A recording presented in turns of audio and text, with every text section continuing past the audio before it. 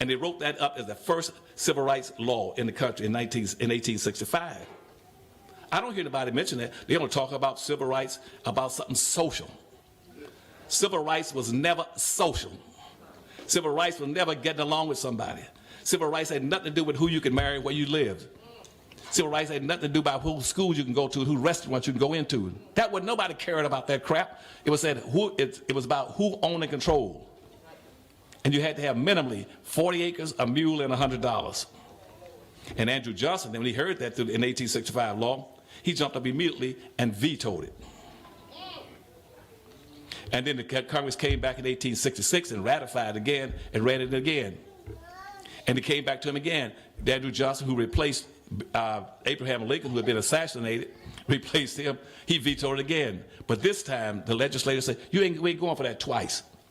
We got a major problem. Black folk have to have resources. They have to practice economics to be competitive. And going back to the 13th Amendment, we passed the 13th Amendment. And the 13th Amendment says something very specific. Even today, nobody does in politics around the world, and in this country in particular. The 13th Amendment says that a black person must be treated in manners equal to any white person in America. In the same manners. And the 1865 Civil Rights Law picked up on that, says that every level of government, I don't care what's a federal, state, city, or county, every level of government is bound and obligated to use all necessary means and resources to lift the badges and incidents of slavery off the shoulders of black folk. That was the Civil Rights Law. Now, did anybody in here hear me say anything about social integration and civil rights being something about getting along with people? Now, let me go back and give it to you again. Let's go back. I'm going to go back to the 1500s, when I told you about capitalism. Capitalism means what? As I said to you, it means owning control of lands, tools, and resources, and using every other people's labor to enrich yourselves. Now, go back up to the civil rights time again. That law says that black folk must have opportunities and resources. They denied it to them. And then denied it. They didn't have anything to play with. They set all those they set 5 million black folk free and said, you get nothing. You got to go out there and root hog or die. We're not going to give you a damn thing. And we're going to release you from slavery, penniless, no jobs, no house, no car, no land, no money, no tools, no animals, no clothes, no religion, no history, no education, no nothing. And you got to compete. They knew you couldn't compete, you couldn't organize. And then before you can get a chance to organize, then they went right to the religious leaders and said, you can't be a device for bringing these people together.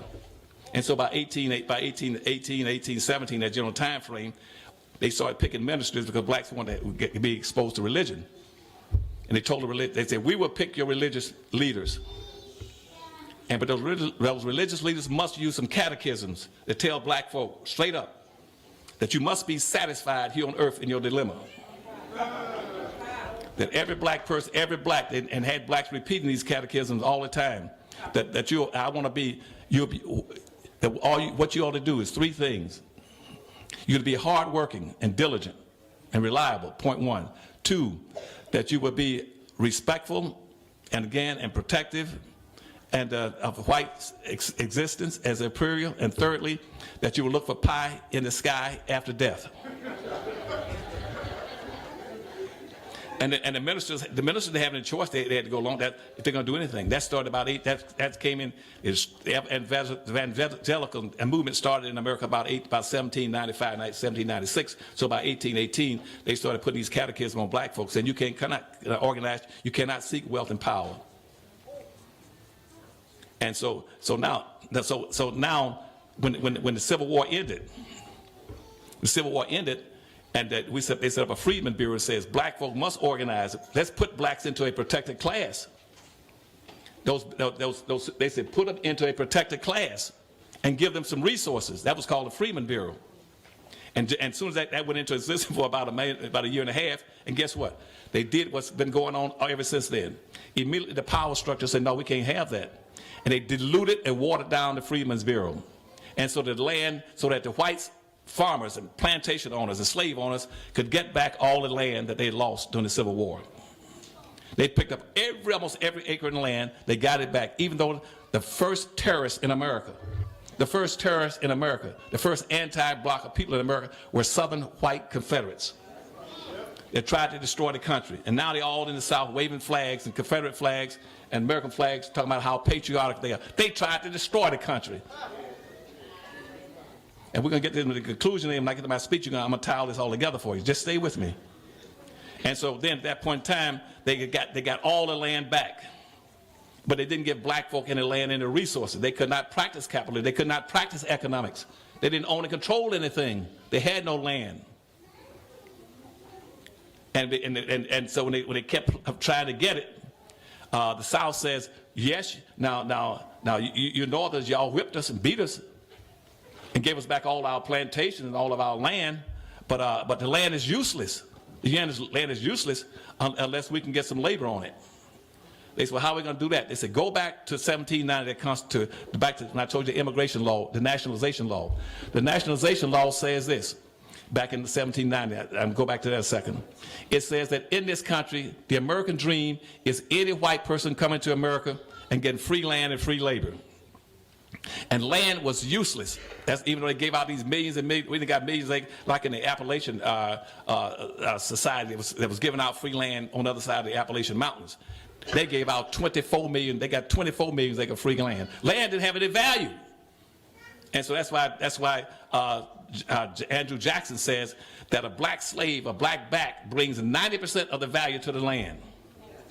Land has no value unless you put a slave on it. And that's where the value came from.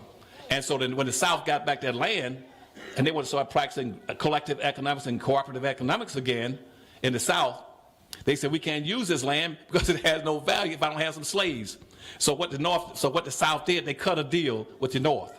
They cut a deal with all these whites up north in Detroit and all these places, cut a deal with them. Because you see, the North didn't want you to come, the Northern people whites didn't want blacks to come in North. They want you to stay in the South. The Civil War wasn't fight to get you out of slavery. If you hear people say, well, we freed the slaves, no, you didn't. The fight in the Civil War was over industrial resources, power and wealth. The North was fighting with the South so we can get the power, because the North wanted to use their resources and go develop the West. But most of the power and wealth was in agriculture power. The biggest power at that point was called slave power. Slave power was controlling this nation. And the North wanted to break that. And once they broke it in the Civil War, the North had no more use for black folk. And so the South said, well, you have no more use for black folk, and we need them in the South. So the South and the North cut a deal. They said, you can have those blacks, keep them in the South as long as you want to, do whatever you want with them. And so then the South said, well, we go back to the 13th Amendment, take that little parenthetical clause, which says that slavery is forbidden unless a person has been duly convicted of a crime. And so then they passed what's called slave codes and peonage codes and re-enslaved black folk again. And they kept you enslaved again. That was called Jim Crow segregation. They kept you enslaved for another 100 years.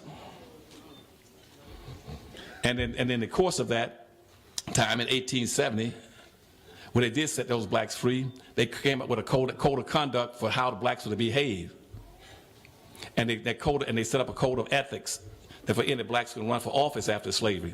The code of etiquette says that 3 things you cannot do if you run for if you get elected to a public office, appointed to a position, now that slavery is ended. You cannot bring any issues here talking about groupism. So, you see what I'm saying? You could not talk about collectivism. You couldn't talk about groupism. You couldn't talk about coming together.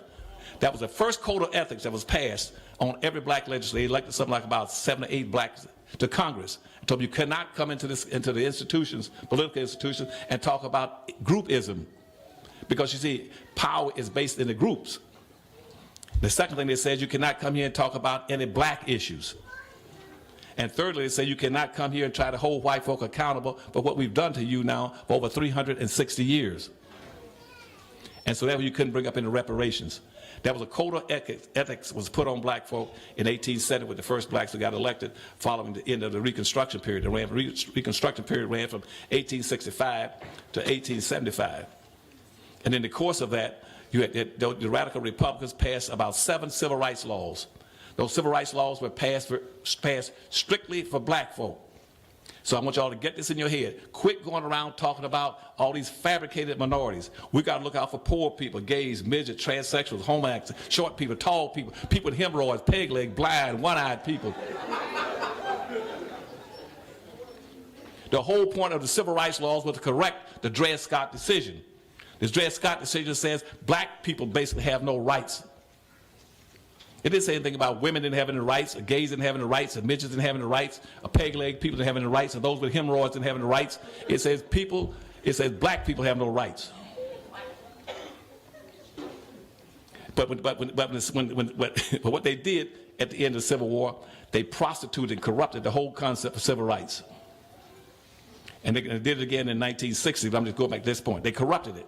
So that black folk could not get any resources and you could not come together and practice anything.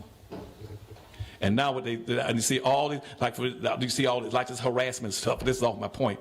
The harassment issues right now in our paper about, well, he harassed me, he touched me, he asked me out for a day, he asked me for my telephone, he told a dirty joke in front of me, I'm suing him, I'm a white woman. That stuff started in the 1840s. That's an issue between the white man and the white woman. It has nothing to do with black folk. Those are white issues, that's the feminizing stuff that started in the 1840s. That even Sojourner Truth got caught up in. She got caught up for messing around a while trying to fight for women's issues. And the only thing women were being deprived of was a right to vote. Because white women, and other than that, the right to vote, white women co-owned, co-controlled, co-influenced, and inherited 100% of everything that the white man had. If she was so concerned about sexual harassment, why was she out there fighting for those black women for 360 years of being robbed, raped, enslaved, and working in the fields all those centuries? So I want y'all to understand, when you start trying to mix gender issues with race, with color, with being black, you're trying to mix apples and oranges. Sometimes it might be a difficult, a little inconvenient sometimes to be a woman, but it's cancerous being black. So watch those differences, okay? And don't mix those two. Because once you get in that issue, you're going back to you're dividing your people again. Stay together, whether you're black women and black men, you stay together as a group. You're talking about collective economics. You're talking about staying together as a group. Don't let anybody divide you under any circumstance. Okay, no, so after the Civil War, again, black folk got nothing out of it. Because they kept you in the South, and again, Jim Crow segregated you. Now, what's the next point? The religion failed you. Then the Constitution locked you into a lowest level of real life monopoly game where everything is maldistributed. The American dream is not designed for you. You can't get anything out of the American dream. Because why? Because you are not an immigrant. The American dream is designed for immigrants. When you hear about on TV talking about this is the American dream and American values, they're not talking about you.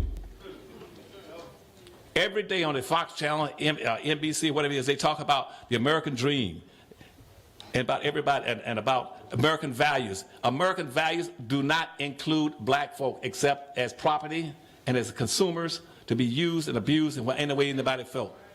That's why you still got this thing about Black Lives Matter walking in the streets. You still walk in the street talking about Black Lives Matter. Matter to whom? Let me jump to the end because right now I had a hope. I didn't get to the real meat of what I want to tell y'all, but I got to wrap this up. Let him speak. Watch out now. He said they had me back, so I didn't get a chance. That was a warm up. I didn't get a chance to get the stuff I want to tell y'all about. Oh wow. They're not that silly. They send that money with their own people, and I don't fight them. I got some white relatives. I know, and they tell me the same thing. This y'all just stuck on stupid. You don't play the game to win. You're not practicing capitalism. You don't own any land. You got Detroit running all these vacant lots. I guarantee you right now they plan on making Detroit the next biggest Chinatown outside of China, and they're gonna subordinate the hell out of you. And see, when I was here with Joanne, I tried to build a business district for you right over here off of Livernois and in that area. I had almost 40 acres over there. I'm going to build you a black business district. I had something like about 20 major factories, black factories going to move here to give you jobs. I had about 16 major retailers going to move in there so you can buy and shop with your own people. But again, you had people on the city council other than the four who I love, like Joanne and Kenyatta and a few other Rose, that tried to support it. They said, well, Dr. Anderson, if you do something only for black folk, that's racist. Because, now we admit in Detroit, we got a Chinatown, a Frenchtown, a Germantown, Poletown, Hockeytown, Corktown. But if you build something for black town, that's racist. Right. And you had black civil rights leaders, that sure is right. I mean, it is sad. And so, and you got to learn to play the game. Get your money and resources, and build your own business, and buy from your own people, and even and support your own people. And do not elect any politician who will not support you. The primary purpose. I know y'all applaud, but don't applaud. I ain't got that much time. I'm about 2 minutes. But see, the primary, and you build those businesses, build them based on your competitive advantage, your cultural advantages. You dominate in politics and economics wherever you dominate in population. You were 92% of the population. You should have been having 92% of the business in this city. Right. When I looked around the city, I guess what I found out, what? Arabs have 90% of the business in the city. They all at grocery stores, starter stores, party stores, liquor stores, discount stores. You own nothing. And the Indians own all the Dunkin' Donuts and the 7-Elevens, and Koreans own the hair shops, nail shops, wig shops. You own nothing.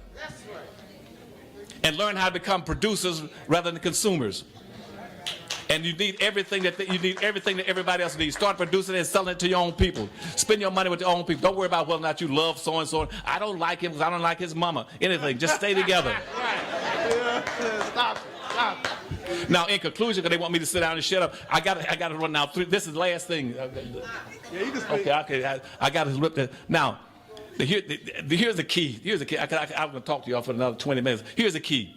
If you want to survive and practice group economics, cooperative economics, collective economics, you got to remember this. Your key is your exceptionality. That's right. All right. And I've been trying to tell black folk this for 40 years, all my years in government. When I was over the state of education system for 47 years, when I was with presidents and governors and preaching around, I said, you got to understand your exceptionality. Not the way you hear it about today. I got a lot of blacks I know right now, friends in Hollywood and movie stars. They think exceptionality for black folk mean, well, we got a genius and a talent for dancing. We can outdance anybody. We can outsing anybody. We can outrun anybody with a damn ball. That's exceptionality, but that's not exceptionality I'm talking about.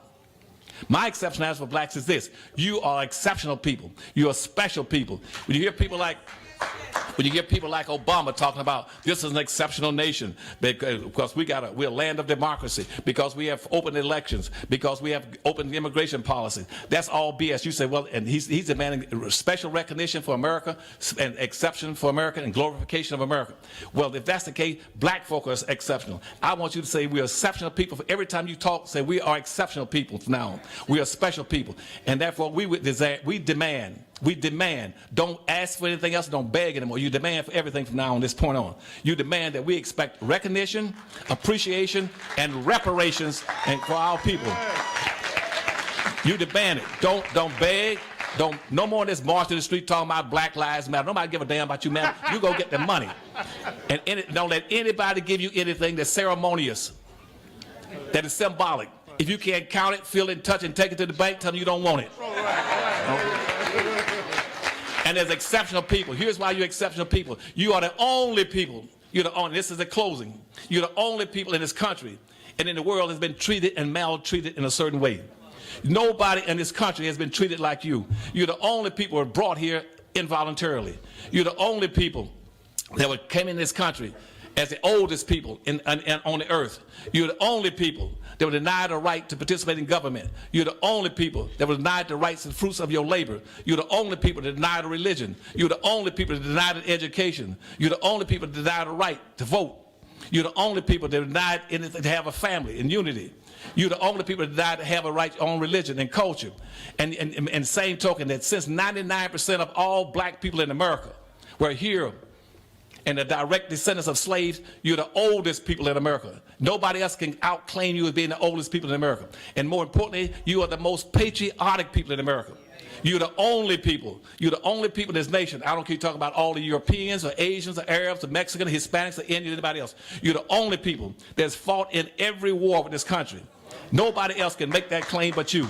You're the only people that fought in every war to defend this country and whose mother country has never gone to war against it. We have fought Germans, Irish, Cubans, Puerto Ricans, Mexicans, Indians, Koreans, Russians, French, German. We fought everybody on earth, but you never fought black folk. And yet it's unreasonable and it is absolutely insulting for them to be keeping black folk on the bottom as the most exceptional people on this earth, most exceptional people on this country. You are the people that built this country. Your body, your labor. Yes. Your labor was the engines that drove the economic development of this country. When you hear all these politicians and civil rights leaders talking about we all are equal. No, you're not. The biggest lie I ever told, that everybody's contributed equally to the development of this nation. They did not contribute. The people that built this nation, that's in here now, 99% of you weren't even here when the black folk were building this nation. Yep. You are special people. Do not let them put you in these equal bags. Do not let them put you in these bags called minorities and poor folk and diversity and multicultural and handicapped and poor. You are special people. If they can't do anything else, you demand, say, if you're not going to accept us and recognize us, appreciate us, and reparate us, put us into a protected class. I want y'all to be put into protected class. White women have always been in the protected class, and American Indians are in the protected class. Black folks should be put into protected class. You do not continue to make black folk this nation's only permanent planned minority in a society where the majority will win and the minority will lose. You should demand to be put into protected class and proclaim that you're exceptional people. Do not let them equalize you with any other groups. No gays, no Hispanics, nobody else. You are special, and I love you. Hey!